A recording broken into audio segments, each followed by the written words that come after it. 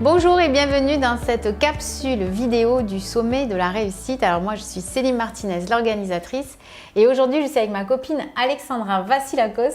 Coucou Alex. Salut Céline. Ça va? Ravie d'être là. Oui. Ouais. Alors on vient de terminer une superbe interview qui va être diffusée dans le cadre du sommet de la réussite. Et on a parlé de notamment… Job de rêve. Voilà. Est-ce que le job idéal existe? Et on s'est fait une réflexion.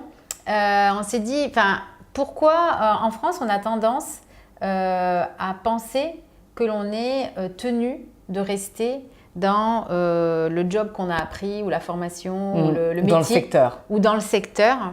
On n'ose pas finalement, ou même les recruteurs ils vont être plutôt méfiants de se dire mais il vient de tel secteur d'activité. Est-ce que tu peux nous expliquer un peu comment on peut sortir de ça? Alors en fait c'est toute une machine. C'est déjà une croyance de dire que si on est dans l'automobile, on ne peut pas faire de l'aéronautique et si on fait de l'aéronautique, on ne peut pas aller dans l'environnement. Et en fait, on se rend compte qu'aujourd'hui, ça c'est un peu en mutation. C'est en train de changer. Voilà. Je pense qu'aujourd'hui, on sort de ce cadre qui est qu'il faut avoir fait telle école pour aller dans tel environnement. Moi, alors j'ai quitté maintenant depuis 2 ans le monde du recrutement, mais quand j'interviewe effectivement mes amis chasseurs, il y a quand même quelque chose qui est en train de changer à ce niveau-là. C'est qu'ils se sont rendus compte que la consanguinité n'était pas quelque chose effectivement de forcément très très bon et que de mélanger les genres, de mélanger effectivement des visions différentes pouvait être très riche pour l'entreprise. Donc ça, c'est la bonne nouvelle. Par contre, je te l'accorde, on voit beaucoup d'annonces passer où il faut avoir vu tel secteur ou avoir fait telle étude ou tel niveau d'études pour avoir ce poste. Et je crois, et c'est ce que je disais en introduction, c'est à nous de changer ça.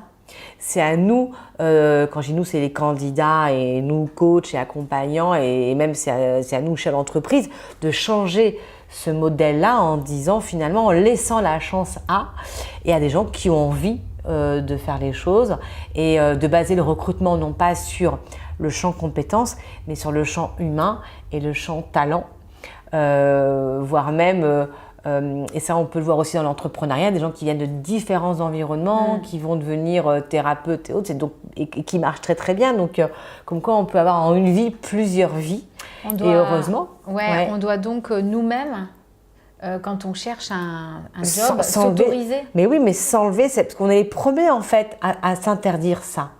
On est les premiers à avoir cette croyance limitante que c'est pas possible.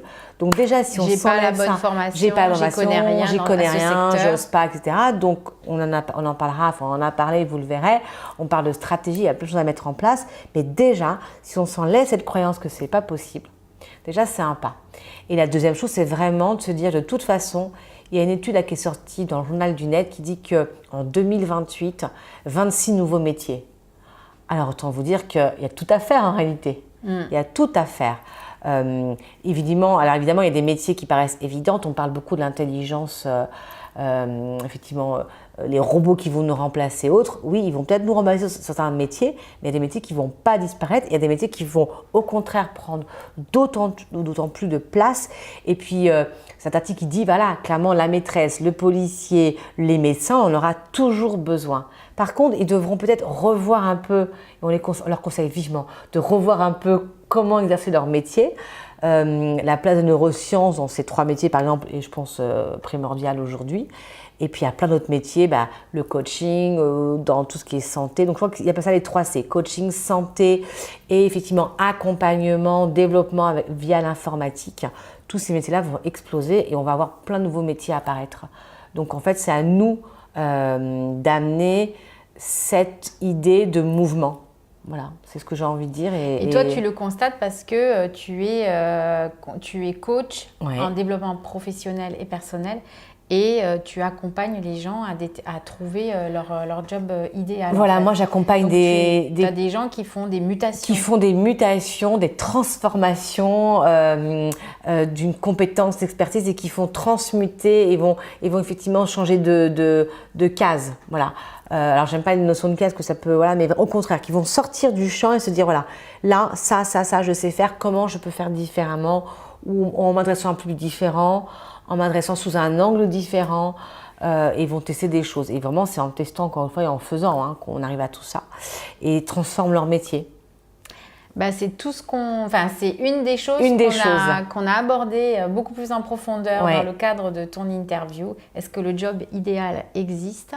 Alors vous pouvez vous inscrire sur le lien qui est autour de cette vidéo et vous accéderez donc à l'interview complète d'Alexandra et puis un grand nombre d'interviews inspirantes, riches, pédagogiques sur le thème de la réussite. Voilà, merci Alexandra. Merci à toi. Merci à vous d'avoir regardé cette vidéo et puis inscrivez-vous et on vous retrouve de l'autre côté. À bientôt. À bientôt.